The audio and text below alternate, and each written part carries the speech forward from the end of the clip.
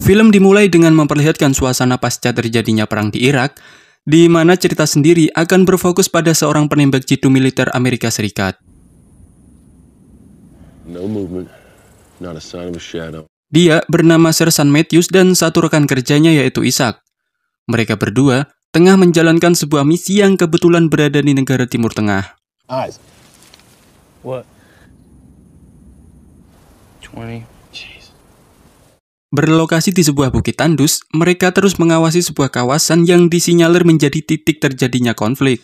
Sejauh mata memandang, mereka tidak mendapati sesuatu yang mencurigakan, selain beberapa jasad yang hanya tergeletak begitu saja. Entah apa yang sebenarnya terjadi, nampak sesuatu yang buruk sepertinya baru saja terjadi di sana. Hal ini cukup membuat Sersan Matthews penasaran.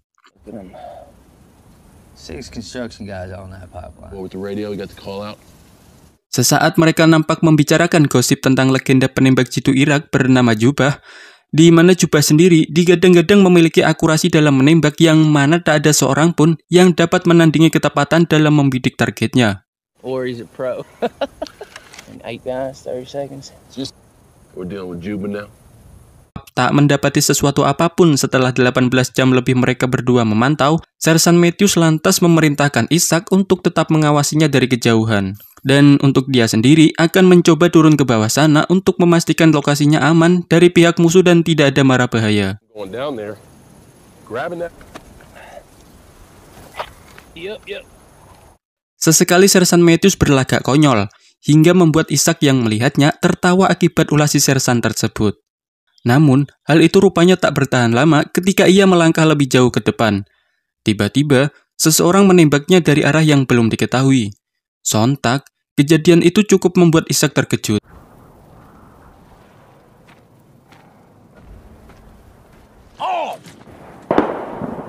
Saat itu juga, ia pun segera berlari. Akan tetapi niat baik Isaac untuk menolong Sersan Matthews seketika kandas di tengah jalan, lantaran ia sendiri malah terkena tembakan hingga membuat kakinya pincang.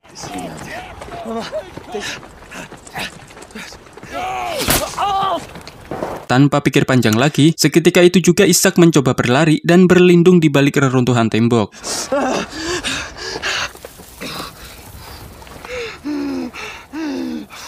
Peristiwa tersebut rupanya juga mengakibatkan antena radionya rusak, sehingga ia pun tak dapat menghubungi kantor pusat untuk meminta bala bantuan.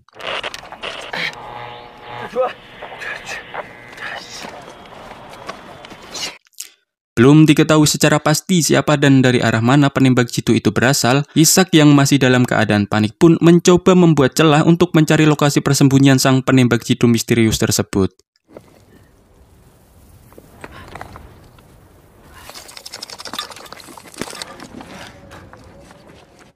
Sersan Matthews sendiri akhirnya tak sadarkan diri setelah sebutir peluru yang bersarang di tubuhnya membuat dirinya banyak kekurangan darah.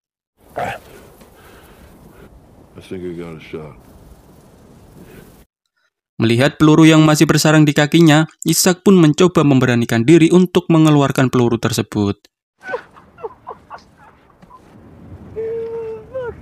Di mana pada akhirnya dengan sedikit menahan rasa sakit, ia pun berhasil mengeluarkan peluru yang bersarang di salah satu kakinya tersebut.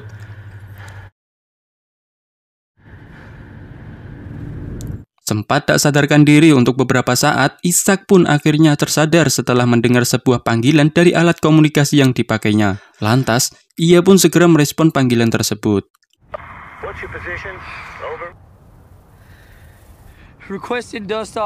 Sempat mengetahui ada keanehan ketika ia ditanya tentang beberapa hal yang membuatnya curiga, sebelum akhirnya dia sadar jika yang tengah bicara kepadanya saat ini adalah si penembak jitu misterius yang telah melukai mereka berdua.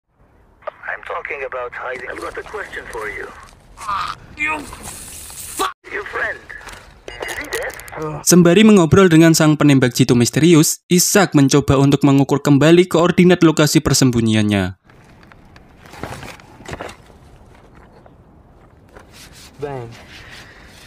Dan ternyata apa yang dibicarakan orang-orang selama ini adalah sebuah fakta. Tatkala sang penembak jitu misterius yang memiliki panggilan Jubah ini pun memiliki akurasi dalam menembak yang tak bisa dianggap remeh. Pasalnya, ia pun mampu menembak tepat sasaran dari jarak ratusan meter. No, you didn't. You fucking was trying to hit. Jubah sendiri tak langsung membunuh targetnya begitu saja, yang padahal hal itu sangat mudah bagi seorang Jubah. Dia akan membuat korbannya tersiksa dan mati secara perlahan.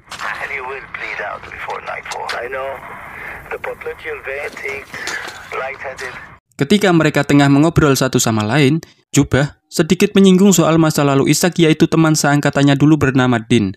Entah bagaimana caranya dia tahu tentang hal itu, yang pasti apabila Ishak tak mau menceritakan tentang masa lalunya tersebut, Jubah mengancam akan membunuh Sersan Matthews.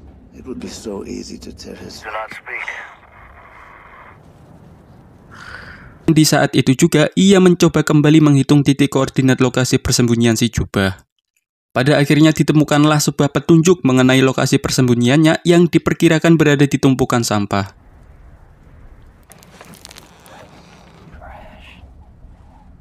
Setelah itu, mereka berdua pun akhirnya melanjutkan obrolannya dengan posisi si Ishak yang telentang seperti kalian saat menonton video ini.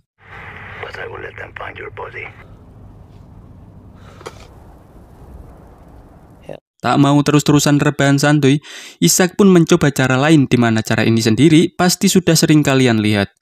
Namun apa yang terjadi? Rencananya tersebut malah membuat si Jubah tertawa dibuatnya.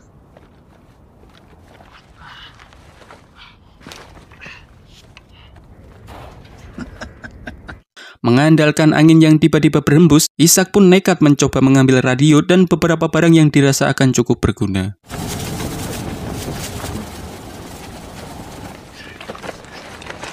Pada akhirnya, ia pun berhasil meraih sebuah radio beserta tas yang berisi minum dan beberapa cemilan. Hal itu cukup untuk mengurangi rasa laparnya.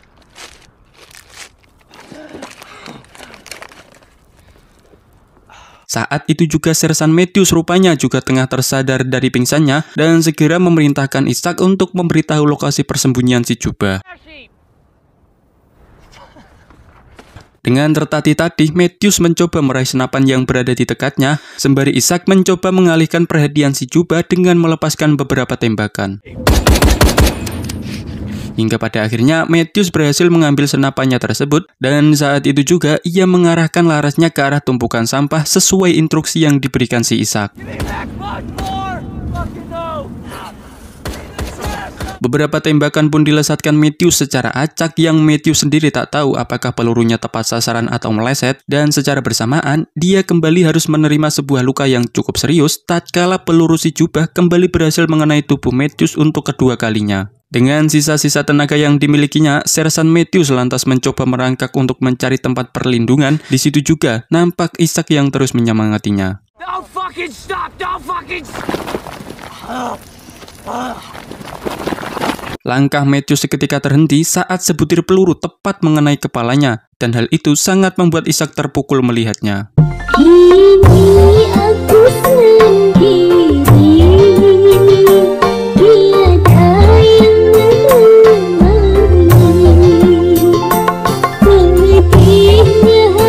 Tak mau terus-menerus larut dalam kesedihan, Ishak lantas mencoba untuk memperbaiki antena di radionya.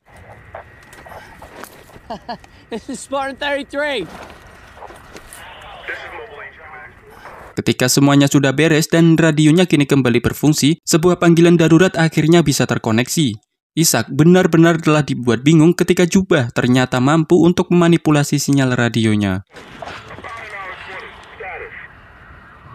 Saat itu juga Ishak akhirnya sadar jika semua kekacauan ini adalah ulah dari si Jubah. Seperti halnya sebuah perangkap, Jubah kini hanya perlu untuk menunggu target selanjutnya datang.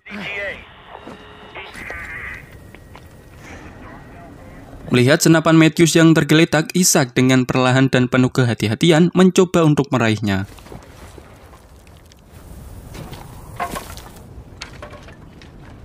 Setelah ia berhasil mendapatkan senapannya, Ishak segera membidik dan mengarahkan larasnya ke arah tumpukan sampah. Beberapa kilatan cahaya seperti menandakan akan keberadaan si Jubah, lantas ia pun segera menarik pelatuknya.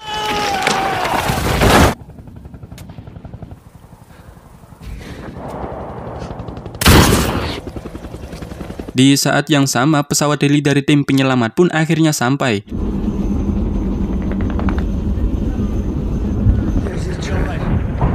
yang mana ketika sudah lepas landas beberapa meter dari tanah, mereka menerima sebuah serangan yang dapat dipastikan itu adalah ulah dari si jubah yang masih hidup.